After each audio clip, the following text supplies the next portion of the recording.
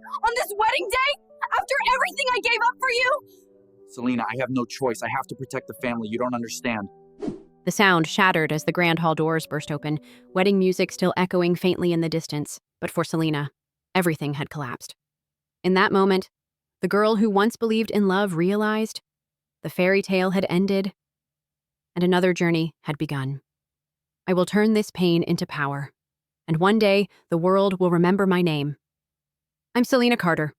18 years ago, I stood in a wedding gown, certain I was about to have it all, until the man I loved walked away on our wedding day to choose fame and power.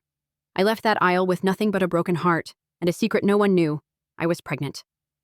Today, I stand here with a story you'll never forget, because the journey from heartbreak to triumph is never easy. Before I share everything, let me know where you're watching from in the comments. Hit that like button and subscribe if you believe in overcoming pain. Trust me, you'll want to hear what happened next. The Oscar de la Renta gown felt like armor that morning. I stood before the full-length mirror in the bridal suite at the Waldorf Astoria, my fingers tracing the delicate beadwork that had taken 6 seamstresses 4 months to complete. Outside, Chicago's skyline gleamed under the October sun, and somewhere below, 300 guests were filing into the ballroom. 5 minutes, Selena, my wedding planner's voice chirped through the door. I smiled at my reflection, practicing the expression I'd wear walking down the aisle toward Adrian Whitmore. My Adrian, who'd swept me off my feet at a gallery opening 2 years ago. The orphan girl from the South Side was about to marry Chicago royalty. Every sacrifice, every 18-hour workday at the design firm, every moment I'd doubted whether I belonged in his world, it had all led to this. My phone buzzed. Probably Adrian with one of his sweet pre-ceremony texts. But when I unlocked the screen, the subject line made my blood run cold. This cannot proceed. My hands shook as I opened the email. The words blurred, then sharpened into focus like shards of glass. Selena, the board of directors and my family have made their position clear. This marriage would be detrimental to the Whitmore legacy and my position as future CEO. I must protect what generations have built. The prenuptial agreement has been voided. I've instructed security to handle this discreetly. I wish you well. A. The phone slipped from my fingers. This had to be a joke. Some stupid groomsman prank. But then another notification popped up. A banking alert. Our joint account, where we'd saved for the honeymoon, showed a balance of 0. The credit card linked to his account declined. I lunged for my purse, frantically checking my own cards. The wedding expenses, the venue, catering, flowers, the string quartet. Over $200,000 Adrian had insisted we put on my cards because it would help build your credit, darling. The bills would come due to me. Only me. Selena, it's time. The planner knocked again. Just a moment. My voice cracked. I gripped the bathroom counter, my engagement ring catching the light.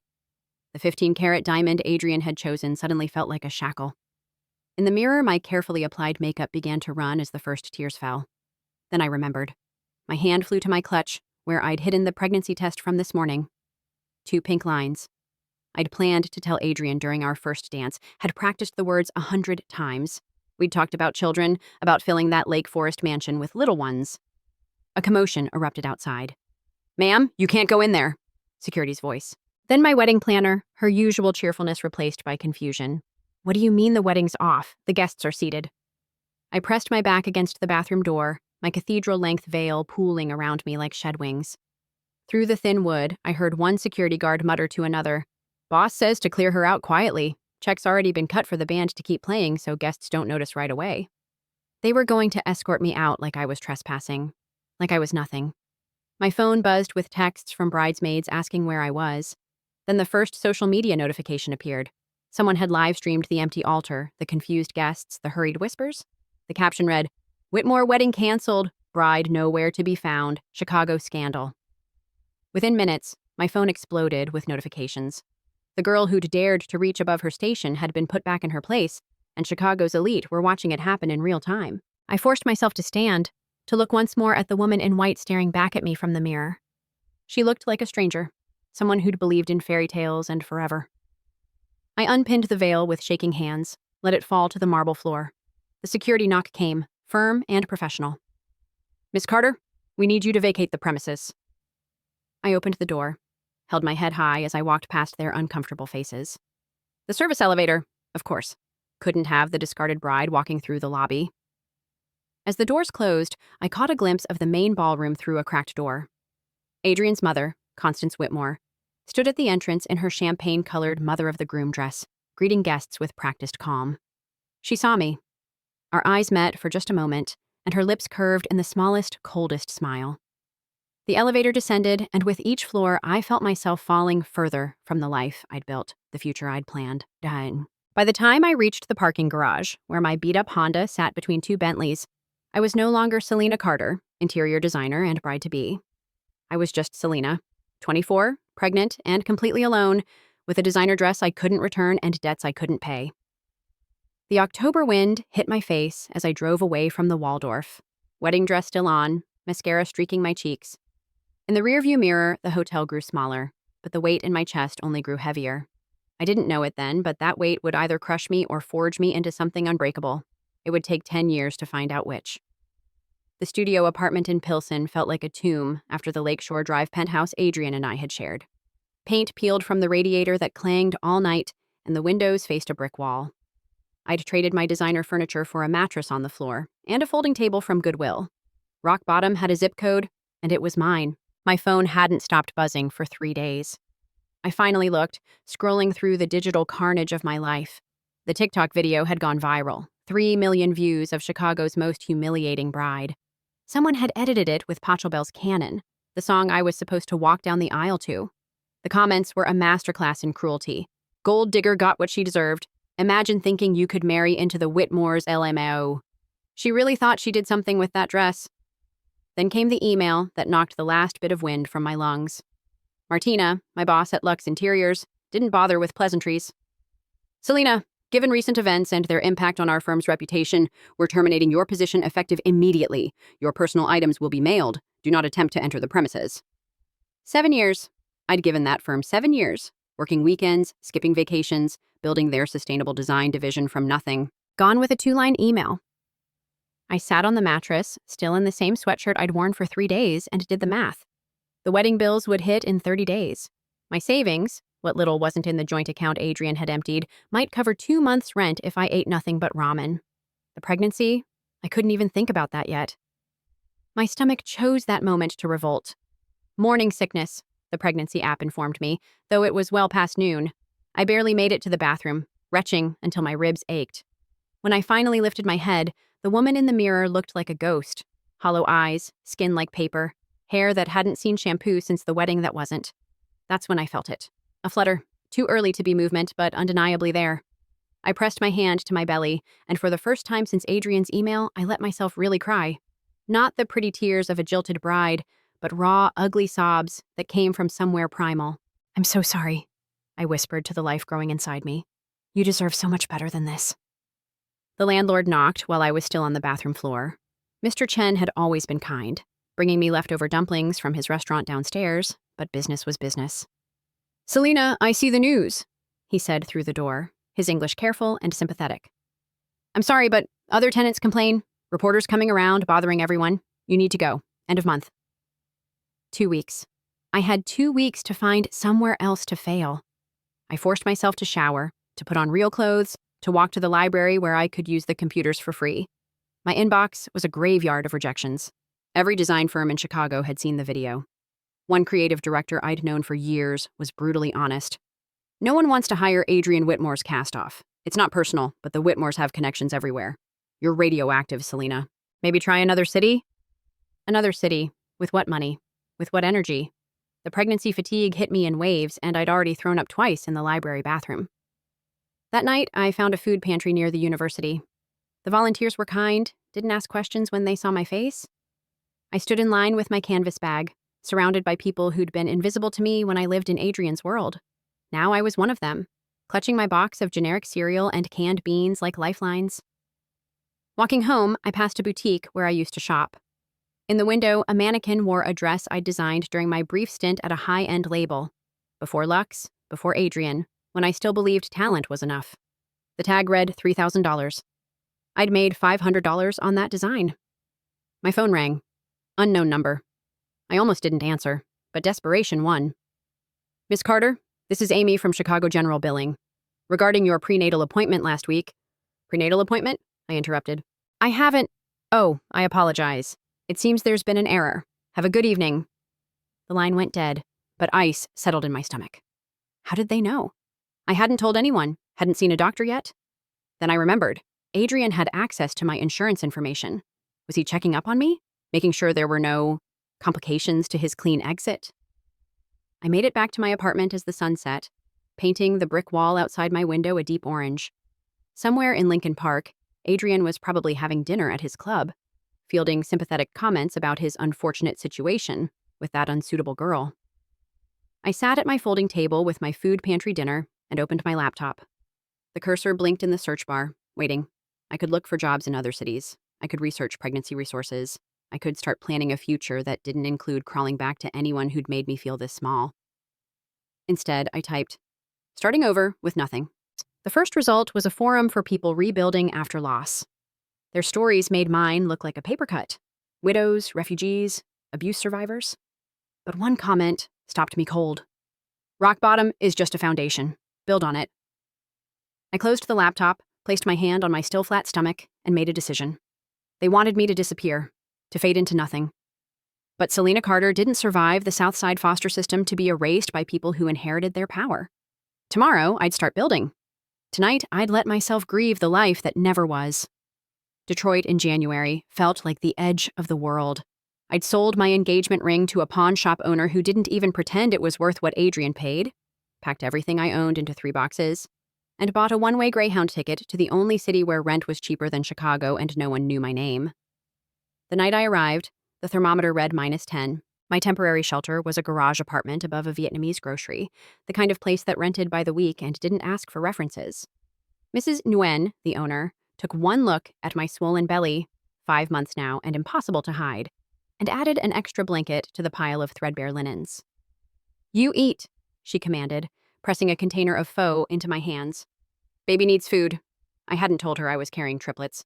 The free clinic ultrasound tech had gone pale when she'd found the 3rd heartbeat, muttering about high-risk pregnancies and specialists I couldn't afford. 3 babies. The cosmic joke kept getting funnier. That first month, I survived on Mrs. Nguyen's leftovers and sheer desperation. My days followed a grinding rhythm. Morning vomit, job hunting at the library, evening Craigslist gigs. I cleaned offices at night, my belly bumping against vacuum cleaners. I painted apartments for slumlords who paid cash. Once, I spent 16 hours organizing a hoarder's basement, earning enough to buy prenatal vitamins and a winter coat from Salvation Army. The work I did mattered less than the thinking time it gave me. While scrubbing floors, I'd sketch design ideas on napkins. While painting walls beige, I'd imagine them in living colors, textured with reclaimed materials. My hands stayed busy, but my mind was building something bigger. The breakthrough came in the library, where I'd been researching sustainable building materials between job applications. An article about a Detroit community center caught my eye. They needed an interior refresh but had almost no budget, just recycled materials and volunteer labor. I emailed them that night, attaching sketches I'd drawn on the back of grocery receipts. Told them I'd work for free if they'd let me document the process. The director, Marcus, called the next morning. "Free?" he said, suspicious. "What's the catch?" "No catch. I need a portfolio piece. You need design work. We both win." We met at the community center, a brick building that had seen better decades. Marcus was in his 60s, with hands that told their own story of hard work. He looked at my belly, my thrift store clothes, the dark circles under my eyes, and I waited for the polite rejection. Instead, he said, "Can you start Monday?" The project consumed me.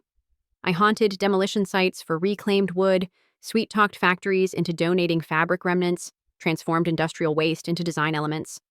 The community center's main room became my laboratory. Old church pews became modular seating, discarded car parts transformed into light fixtures. Every piece told a story of resurrection. I started a TikTok account, mostly because it was free marketing. From Trash to Treasure, I called the series, documenting each transformation. The first video got 12 views, the second 40, but I kept posting, narrating each design choice with the kind of authenticity that comes from having nothing left to fake. 3 weeks in, bent over a sawhorse despite my doctor's warnings about lifting, I felt the first real kick. Not the flutters I'd grown used to, but 3 distinct jabs, like my babies were saying, "We're here, Mom. Keep going." Marcus found me crying over a half-sanded table. "You good?" He didn't hover, just handed me his water bottle and waited. "I'm pregnant with triplets," I heard myself say. First time I'd told anyone except medical staff. Their father, he's not in the picture. I'm doing this alone, and I'm terrified I'm going to fail them before they're even born. Marcus nodded slowly. My daughter had twins at 19. No daddy around either. Know what I told her? I shook my head.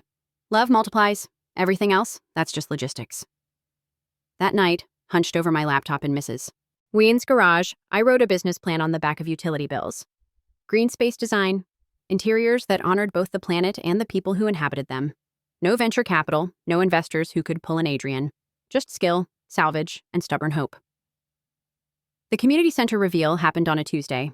I'd convinced a local news station to cover it by promising a feel-good story about Detroit's renewal. What I hadn't expected was for my TikTok follower count to explode overnight when someone shared the before and after photos. This is what happens when design meets soul, one comment read. Finally, someone making spaces for real people, not just rich folks. The video hit 1 million views in 3 days. My inbox flooded with messages, some offering work, others sharing their own stories of starting over. A tiny nonprofit in Corktown wanted their space redesigned. A startup incubator needed someone who understood authentic sustainability. Each inquiry was small, but together they added up to something that looked almost like hope. Then came the message that changed everything. A tech entrepreneur named David Park had seen my work. His company, growing fast, needed an entire office redesigned with sustainable principles. The budget was real. The timeline was aggressive.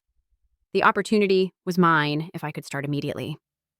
I stood in Mrs. Nguyen's bathroom, staring at my reflection. 7 months, pregnant with triplets, living above a grocery store, building a business on borrowed tools and reclaimed dreams. The smart thing would be to say no, to focus on survival. Instead, I messaged back, when do I start? That night, I felt all 3 babies moving, a symphony of kicks and rolls. Okay, I whispered, rubbing my enormous belly. Message received. We don't do the smart thing. We do the right thing. Mrs. Nguyen knocked, bringing tea and knowing smiles. You look different, she said, like warrior now. Maybe she was right. Maybe rock bottom really was just foundation. Maybe 3 heartbeats were exactly the rhythm I needed to dance to. The contractions started during a client presentation. I was 8 months pregnant, standing before David Park's team, explaining how recycled shipping containers could become meeting pods when the first wave hit. I gripped the table edge, kept talking about sustainable insulation, and prayed no one noticed my knuckles going white. The implementation timeline, another contraction, breathe, spans 12 weeks. David's CFO raised her hand. What about project continuity, given your condition? I'd fielded this question a dozen times. I've arranged backup support, but I'll remain lead designer throughout. What I didn't say? I couldn't afford backup. It was me or nothing. The meeting ended with a signed contract, my biggest yet. I made it to my rusty Honda before the next contraction doubled me over. At the hospital, the triage nurse took one look at my chart and whistled. Triplets at 34 weeks. Honey, you're not going anywhere. What followed was a blur of monitors, IVs, and decisions I wasn't prepared to make. The NICU team spoke in percentages and probabilities. My babies needed more time, but my body was done waiting. Somewhere between magnesium drips and steroid shots, I managed to send David an email. Slight delay. We'll have preliminary designs by Monday. Labor lasted 18 hours. I designed between contractions, sketching on hospital napkins while machines beeped around me. The nurses thought I was delirious. Maybe I was. But if I stopped working, I'd have to think about how alone I was, how Adrian should have been here, how I was about to become a mother ×3 with no one to call when the fear got too big. Harper came first, tiny and fierce, screaming before she fully emerged. Then Hudson, quiet and observant even then. Finally, Hazel, who needed oxygen but gripped my finger like she was anchoring herself to the world. 3 babies, 3 incubators, 3 sets of wires and monitors tracking heartbeats I'd felt from the inside for months. The NICU became my office. I pumped milk while reviewing fabric samples, held kangaroo care sessions while taking client calls. The nurses created a makeshift desk near the incubators, shaking their heads at the woman who wouldn't stop working. You know you just gave birth to triplets, right? One asked. Exactly why I can't stop, I replied, attaching another pump while responding to emails one-handed. Daniel Reyes walked into my life on day 10, when Hudson's oxygen levels dropped and I finally, completely broke.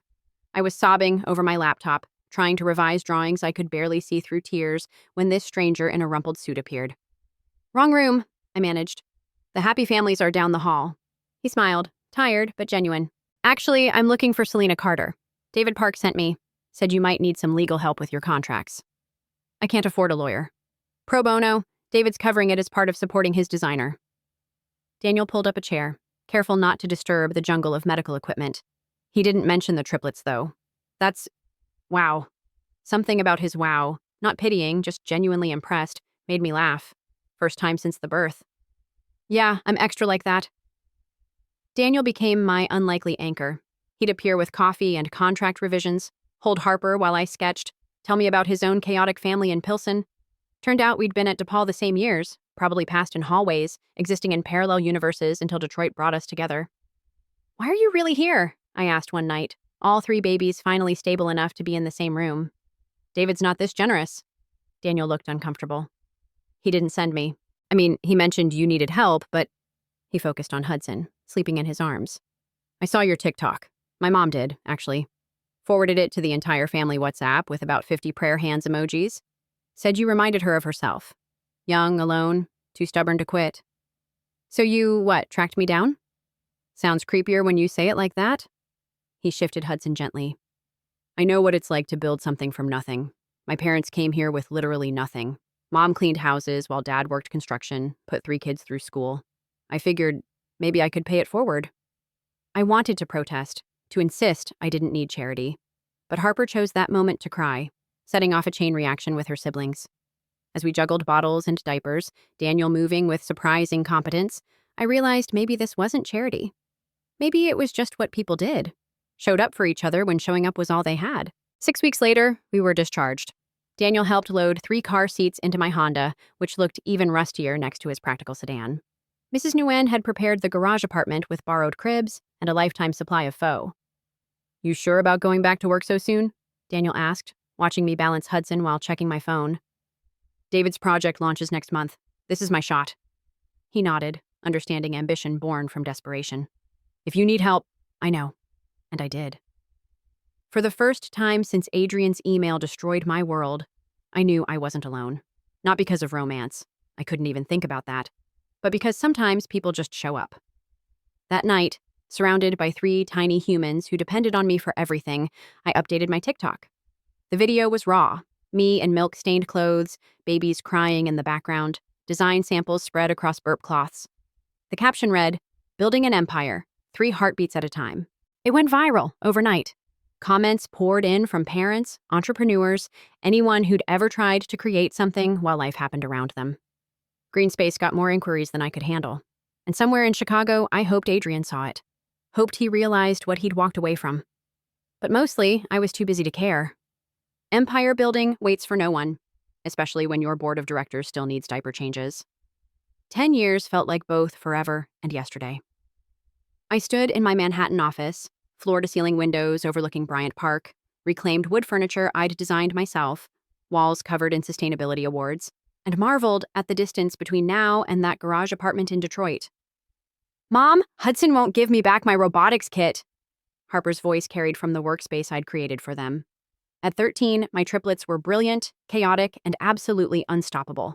Did not! She left it in my room! Hudson shot back, his voice cracking with impending puberty. Both of you, quiet. I'm trying to read. Hazel interjected, the peacemaker with her nose always in a book. 10 minutes, guys. Then we need to leave for the gala. I smoothed my dress, custom made by a designer who'd followed my story since the Detroit days. Tonight was the Global Green Design Summit, and I was the keynote speaker. My company, now valued at $900 million, was about to announce a revolutionary supply chain transparency system that would change how the industry operated. My assistant knocked. Selena, the car will be here in 20. I gathered my notes, trying to quiet the butterflies. I'd spoken at hundreds of events, but tonight felt different. Maybe because the summit was at the Metropolitan Museum. Maybe because every major player in design and sustainability would be there. Or maybe because I'd seen the attendee list and Adrian Whitmore's name was on it. 10 years. No contact, though I'd tracked his rise and recent fall through business news. Whitmore Industries was hemorrhaging money under federal investigation for land deals that destroyed protected wetlands. The golden boy wasn't so golden anymore. Ready, Mom? Hazel appeared in my doorway, already dressed in the sustainable fashion line she'd helped me develop for teens. Behind her, the boys wrestled their ties into submission. Ready? I lied. The Met glowed against the Manhattan skyline. Photographers lined the steps, calling my name.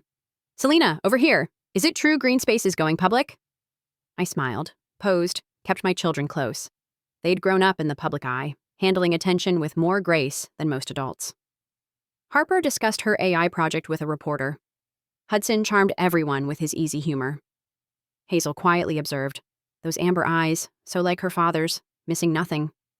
Inside, the great hall hummed with conversation. I recognized faces from magazine covers, people who'd once ignored my emails now eager to connect. The sustainable design movement I'd helped pioneer was no longer fringe. It was the future, and everyone wanted in. Selena Carter. The voice froze my blood. 10 years disappeared in an instant. I turned slowly. Adrian stood there in his perfectly tailored tuxedo. Still handsome, but marked by stress. Legal troubles had aged him. Lines around his eyes, gray threading through hair that was once perfectly black. Adrian. I kept my voice neutral, professional. Around us, people pretended not to stare. His eyes found my children, who'd formed a protective semicircle behind me. The recognition hit him physically. He actually stepped back. Those amber eyes, that distinctive nose, multiplied by 3. Are they... My children, yes. I didn't elaborate. Didn't owe him more. Selena, He swallowed, glancing around at our very public setting. Could we talk? Privately? We're talking now. He flinched. I deserve that. I deserve worse. But please, 5 minutes. There are things you should know. Harper stepped forward, my fierce protector, even at 13. Mom, you good? I touched her shoulder. I'm fine, sweetheart. Why don't you 3 go find our table? I'll be right there. They left, reluctantly, Hudson throwing suspicious glances over his shoulder. I led Adrian to a quiet corner, maintaining careful distance. You have 3 minutes. They're mine. Not a question. Biologically? Yes. In any way that matters? No.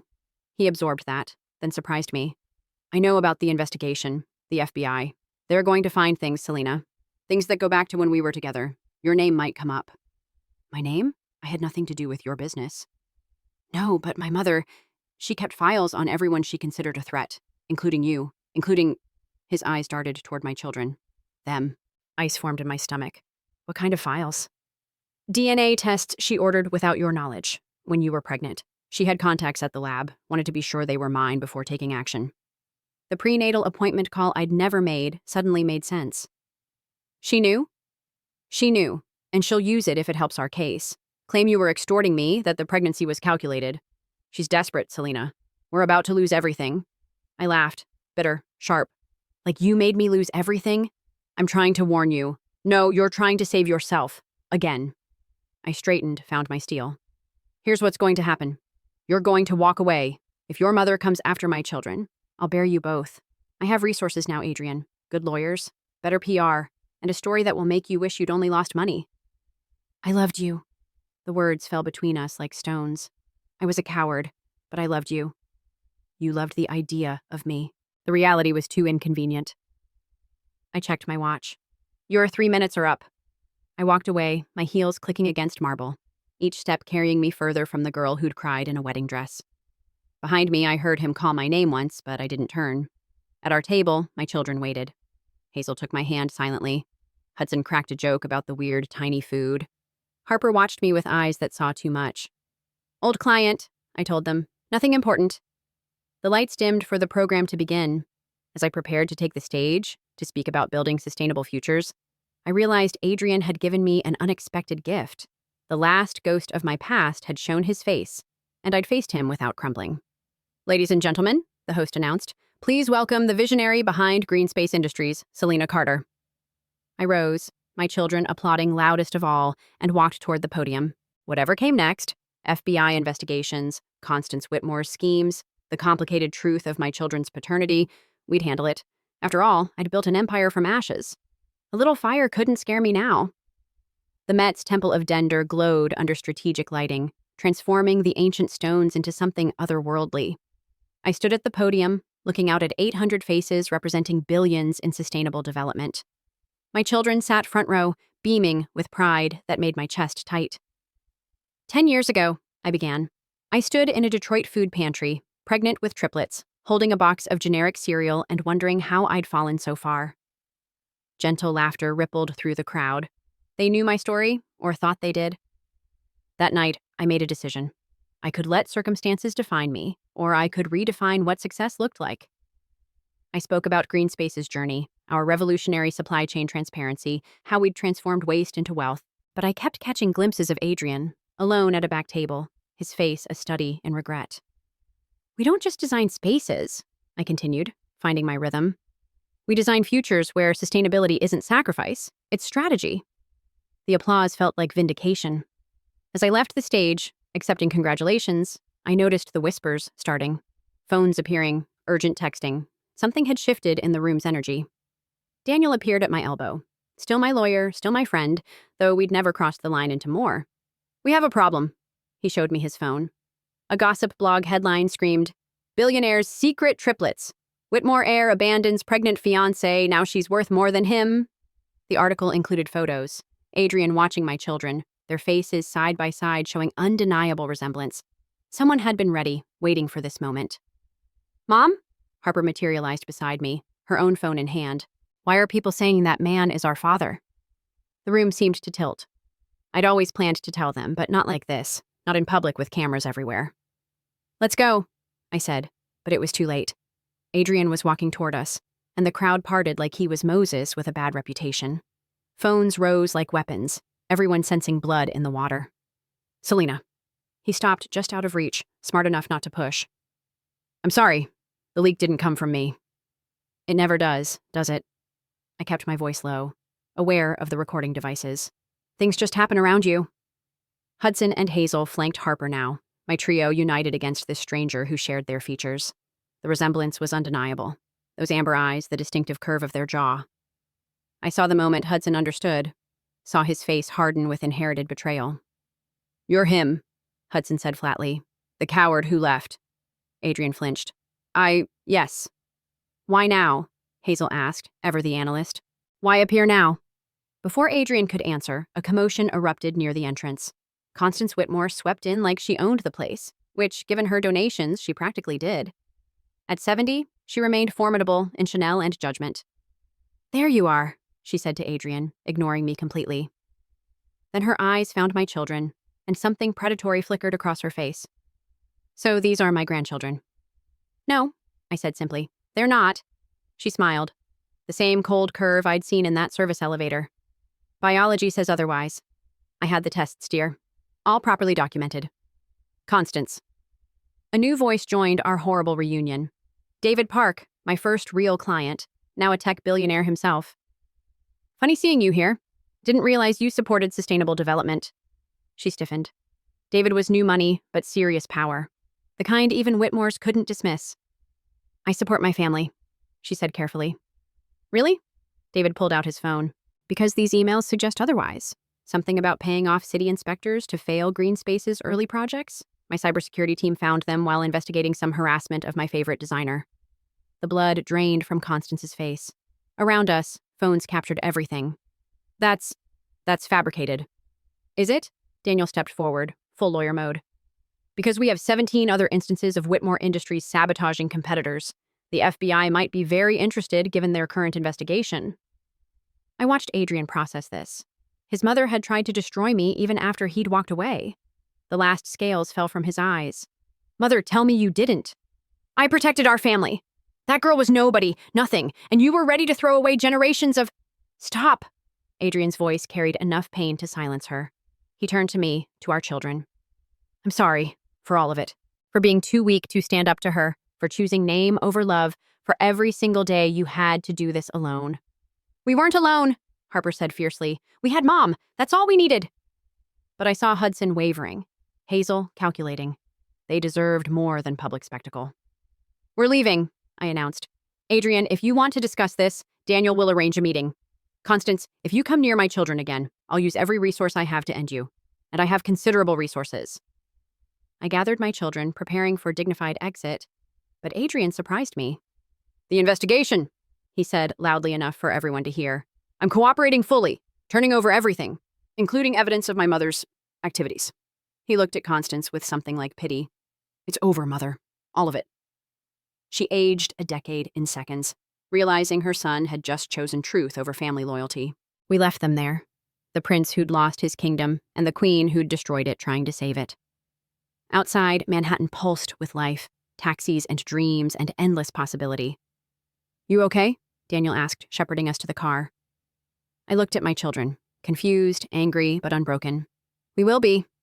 "So," Hudson said as we pulled away, "do we have to call him Dad now?" "You don't have to do anything," I assured him. "He's just DNA. Family is what we choose." Harper leaned against me. "We choose you, Mom. Always." In the rearview mirror, the Met grew smaller, taking with it the night that changed everything and nothing. Tomorrow would bring lawyers and logistics and difficult conversations. Tonight, we were still just us, the empire I'd built that mattered most. The FBI raid on Whitmore Industries made headlines for a week. I watched the coverage from my office, feeling nothing as agents carried boxes from the building where Adrian had once promised me forever. Constance Whitmore, composed in handcuffs, became a meme. Old money meeting new consequences. "The prenatal testing, without consent alone, is worth millions in damages," Daniel explained, spreading documents across my desk. Add the sabotage, the bribery, the defamation campaign she ran through Shell's social media accounts, we could destroy them. "I don't want their money." I signed where he indicated, setting other wheels in motion. "I want something better." 3 weeks after the gala, Adrian requested a meeting. Not through lawyers. He showed up at Greenspace himself, waiting in our public lobby like any other visitor. Security called up, uncertain. "Send him to conference room C," I decided. The one with glass walls, visible, public, safe. He looked smaller in daylight, stripped of wealth's armor. His suit was off the rack, his watch gone, assets frozen by federal order. But his eyes remained the same amber our children had inherited. "Thank you for seeing me." He sat carefully, like everything might break. "I know I don't deserve—" "You're right, you don't." I poured water from our filtered pitcher. Reclaimed glass, of course. "So why are you here?" "To sign whatever you need. Custody papers acknowledging I have no rights. Financial agreements waiving any claims. I'll disappear if that's what you want." I studied him. "What do you want, Adrian?" He laughed, brittle as old paint. "I want to go back 10 years and be a different man. Failing that—" He pulled out a folder. "I want to help you bury my mother." The documents detailed 20 years of Constance's crimes, not just against me, but against anyone who threatened Whitmore interests. Employees terminated on fabricated charges, competitors destroyed through coordinated attacks, a pattern of cruelty disguised as business. Why? Because I spent my whole life letting her define what family meant, bloodlines and bank accounts. His voice cracked. "I watched your keynote 17 times. When you talked about designing futures, I realized I'd never designed anything. Just inherited and protected and ultimately destroyed. And our children? Are yours. Completely." He touched a photo on his phone, clearly screenshotted from Harper's Instagram. "But if someday, maybe, if they wanted to know me, I'll have done something worth knowing about." I recognized the look. Not manipulation, I'd learned that tell, but genuine transformation. Rock bottom, creating foundation. "Daniel will send you volunteer opportunities. Habitat for Humanity needs people who understand construction law." I stood, ending this. "Earn your redemption elsewhere first, then we'll see." He left without arguing. Through the glass, I watched him wait for the elevator, shoulders set with new purpose. Maybe people could change. Maybe. The real shock came 2 days later. David Park called personally. "I'm buying Whitmore Industries, or what's left after the FBI's done." His voice held satisfaction. "Thought you should know. I'm appointing you to the board. We're converting their portfolio to sustainable development." "David, you transformed a garage into $1 billion company. Imagine what you could do with their resources, redirected toward good." I hung up and laughed until tears came. The irony was cosmic. The empire that had rejected me would now be mine to reimagine. At dinner, I told my children everything. They deserved truth served straight, not sweetened. "So we're rich?" Hudson asked. "We were already rich," Hazel corrected. "Now we have leverage. Can we use it to expand the youth programs?" Harper, already thinking beyond herself. "Maybe summer camps for kids like us, who didn't have dads." "We didn't need a dad," Hudson protested. "We had Mom being both." I kissed their heads, these brilliant humans who'd saved me by existing. "We can do whatever we decide together. That's what family boards do." The Whitmore Legacy acquisition took 6 months. I spent them restructuring Greenspace, preparing for massive expansion. When the deal closed, I stood in Adrian's former office. Corner view, masculine furniture, portraits of stern ancestors judging from the walls. Got it, I told my team. Complete transformation. And donate those portraits to whoever wants reminders of how not to do business. Adrian sent a single text when the news broke. Make it better than we ever could have. I didn't reply. But when the youth center opened in Detroit, built in a former Whitmore property, I made sure he got an invitation. He didn't come, but sent a donation in our children's names. Weird seeing our names on stuff, Hudson muttered at the dedication. Get used to it, I told him. You're Carter kids. We put our names on things that matter. The press conference announcing Whitmore's rebirth as a sustainable development leader filled the atrium. I spoke about transformation, about waste becoming resources, about building futures on cleared ground. Every ending is a beginning, I concluded. Every loss can become a foundation. We just have to be brave enough to build. Afterward, a young woman approached, tired eyes, baby on her hip, that particular desperation I recognized. Ms. Carter, I was supposed to get married last month. He left, and I saw your story, and how did you do it? I shifted her baby, a girl with her mother's nose, and remembered holding 3 while sketching designs. One day at a time, I said gently. One decision at a time. One small act of defiance against despair at a time. I handed her my card. Call tomorrow. We're always looking for fighters. She left crying, the good kind. Daniel appeared, as he always did when I needed grounding. You know you can't save everyone who reminds you of yourself. No, I agreed, but I can try. That's what empires are for, lifting others as we rise. He smiled, and I wondered, not for the first time, if we'd ever be more than friends bound by shared purpose. But that was a question for another day, another phase of becoming. Tonight, I had an empire to run and children to raise and futures to design. The rest would sort itself. 5 years had passed since the Whitmore acquisition. I stood in my home office, watching Manhattan wake up through floor-to-ceiling windows. 18 years since a wedding that wasn't. My triplets, now 18 themselves, were scattered across the country.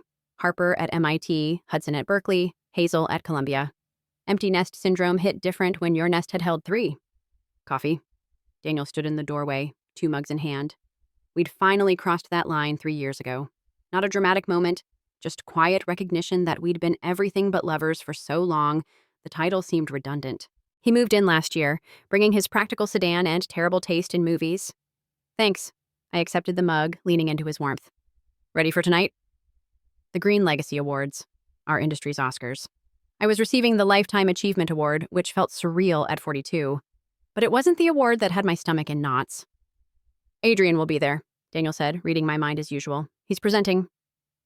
I knew. After 5 years of quiet rehabilitation, genuine work with housing nonprofits, testimony that helped convict his mother, living modestly in Queens, Adrian had earned his way back to respectability. Our children had even met him, cautiously, cafe conversations that grew into occasional dinners. I'm fine, I said, mostly meaning it. That evening, I chose my dress carefully. Sustainable silk and deep green crown-inspired headpiece studded with ethically sourced stones. If they wanted to give me a throne, I'd dress the part. The ballroom glittered with familiar faces. My former assistant, now running her own firm, the Detroit Community Center director, flown in specially. Mrs. Nguyen, 85 and fierce, who still sent pho on my birthday. Mom! Harper appeared in engineered silk that changed color with temperature. Dad's looking for you. She meant Daniel, the only dad they'd known for years. But I caught her glancing across the room where Adrian stood with other presenters. Complicated feelings in amber eyes. 5 minutes, baby. Get your brothers to the table. The evening progressed smoothly. Awards, speeches, sustainable champagne. Then the Lifetime Achievement moment arrived. Our presenter tonight, the MC announced, represents redemption in our industry. Please welcome Adrian Whitmore. Polite applause. Adrian took the stage, older, humbler, real in ways he'd never been at 30. Selena Carter, he began, taught our industry that sustainability isn't about maintaining what exists. It's about composting the rot to grow something better. His eyes found mine. 18 years ago, I made the worst decision of my life. I chose preservation over transformation, fear over love, comfort over courage. The room held its breath. But Selena chose differently. She took the ashes I left and built an empire. Not for revenge, though she'd have been justified, but for renewal. She transformed an industry, lifted a generation, and raised 3 extraordinary humans who embody her values. He described Greenspace's impact. The jobs created, environments transformed, lives changed. Professional words, but his voice carried personal weight. We honor Selena Carter not for surviving what others did to her, but for what she chose to do next. For proving that the best revenge isn't revenge at all. It's revolution. Standing ovation. I floated to the stage, accepted the crystal award shaped like a tree growing from rubble. Adrian stepped back, appropriate distance, but I surprised us both. "Thank you," I said quietly, just for him. He nodded, eyes wet, and left the stage. My speech came from deep truth. Every space we design is autobiography. We build what we needed when we had nothing. Shelter for the exposed, beauty for the dismissed, possibility for the defeated. I talked about my children, my team, the family we choose and create. How success meant nothing if it didn't create opportunities for others. This award isn't mine, I concluded. It belongs to everyone who's ever been told they don't belong, then built a new table instead of begging for scraps at the old one. The celebration continued past midnight. I found myself on the terrace, needing air. Adrian appeared. Of course he did. Some patterns persist. "I won't stay," he said quickly. "Just thank you for letting me present, for letting me exist in the same world as our children." "They needed to see you become better," I admitted. "To know that failure isn't final unless we make it so." He smiled sadly. "Do you ever wonder what we could have built together?" "No. Simple truth. We were different people then. I wouldn't change the path, Adrian. Not when it led here." Daniel appeared, reading the moment perfectly. "The kids want family photos," he told me, then nodded at Adrian. "You should come," Harper asked. Adrian's face cycled through emotions. Really?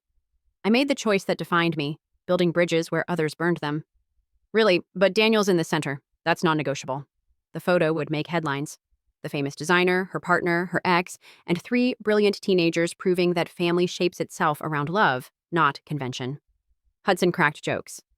Hazel corrected the photographer's lighting. Harper held both her father's hands. Later, home and exhausted, I stood in my bedroom removing jewelry.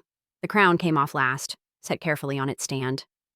"Regrets?" Daniel asked, watching from the bed. "Never." I joined him, fitting perfectly into the space we'd carved for each other. "You can't build forward while looking back?" My phone buzzed, a text from Hazel with the family photo. "We look good," she'd written. "All of us." I smiled, set the phone aside, chose the life I'd built. Tomorrow would bring new challenges, new chances to transform waste into wonder. Tonight, I had everything I'd earned, not through revenge or bitterness, but through the revolutionary act of refusing to be defined by anyone's failures but my own. The crown wasn't for wearing, it was for remembering. We forge our own. No matter who walks away or what breaks you, your worth is never defined by someone else's choices. Build, rise, and reclaim your power. Because the best revenge isn't revenge at all. It's becoming everything they said you couldn't be. Your comeback starts now.